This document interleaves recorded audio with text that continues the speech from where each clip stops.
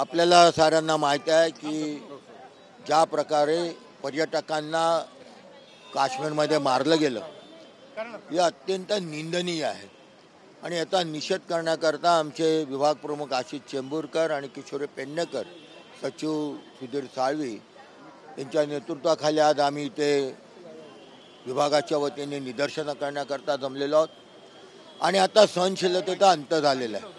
आमची मागणी आहे या माध्यमातून की एकदा काय तो सोक्षमोक्ष लावा, त्या पाकिस्तानवरती हल्ला करा, त्याचा कायमचा नायनाट करा. या देशातली जनता ही सगळी तुमच्या सोबत असेल, पण नुसत्या वल्गना नको. पुष्कळ वल्गना आत्तापर्यंत झाला. याच्यामध्ये गोरगरीब जनता मारली जाते, याच्यामध्ये निष्पाप लोक मारले जातात आणि म्हणून हा सहनशीलतेचा अंत झालेला आहे. एखाद्याचा सोक्षमोक्ष लावून टाका. नाही, या बैठकीमध्ये नुसत्या थातूरमातूर चर्चा करू नका. काय होईल, काय करायला पाहिजे तर नाही. आर पार की लढाई, एकदा जो काय होईल तो सोक्षमोक्ष होईल. आर पार की लढाई लढा. निव्वळ दरवेळेला त्या काश्मीरमधनं जे काय कॅम्प चालतात आम्ही ऐकतो, 70 कॅम्प आहेत, 45 कॅम्प आहेत, एवढे अतिरेकी आहे. जर मीडियाला माहीत आहे तर मग सरकारला माहीत नाही का? त्याला नाश करून टाका त्या सगळ्यांचा. नाही, निधन ज्या पर्यटकांचं झालं त्यांच्या कुटुंबियांच्या दुःखात आम्ही सारेजण सहभागी आहोत. कारण एका सुट्टीमध्ये मजा मारण्याकरता गेले होते, पर्यटक म्हणून गेले होते आणि जे निष्पाप आहेत त्या पर्यटकांचा असं निगरून हत्या होणं हे कुठल्याही समाजाला, कुठल्याही देशाला, देशातल्या नागरिकाला आवडण्यासारखं नाही. कारण राजकीय मतभेद असतील ते सगळे बाजूला ठेवून देश अख्खा आज सरकारच्या मागे आहे. कुठलीही कारवाई करा पाकिस्तानच्या विरोधात, आम्ही जनता तन मन धन अर्पण करून तुमच्या सोबत राहू, परंतु एकदा ठोस कारवाई करा. नरेंद्र मोदींनी बिहारमध्ये असं म्हटलंय की ज्यांनी हा हल्ला केला आहे त्यांना कडक त्यांच्यावर कारवाई केली जाईल किंवा तशाच पद्धतीनं उत्तर हे दहशतवाद्यांना दिलं जाईल. बिहारमध्ये सभेमध्ये नरेंद्र मोदींनी म्हटलंय ना, आम्हाला नुसतं उत्तर नको आहे, आम्हाला कृती हवे. कृती महत्त्वाची. बोलणारे पुष्कळ बोलतात, प्रत्यक्ष कृती काय आहे ती पाहणं गरजेचं आहे.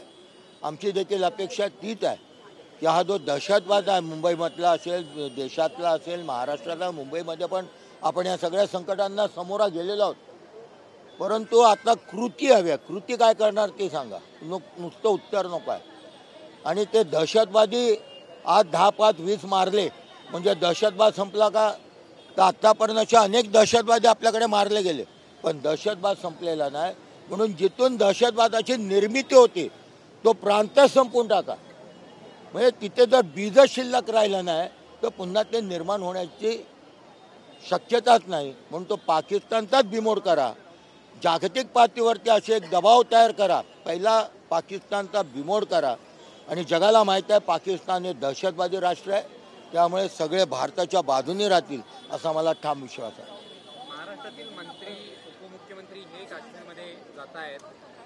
त्या ठिकाणी अद्यापही सुरक्षेचा ताण आहे आणि अशा पद्धतीने मंत्री आणि नेत्यांनी जाणं हे किती महत्त्वाचं वाटतंय? सुरक्षेवरती एक प्रकारे ताण म्हणायचा नाही. बघा, मी राजकीय भाषण करणार नाही, परंतु आपले अनेक बांधव मग मुंबईतले असतील, महाराष्ट्रातले असतील, या देशातील असतील, अत्यंत कठीण परिस्थितीमध्ये आज काश्मीरमध्ये आहेत.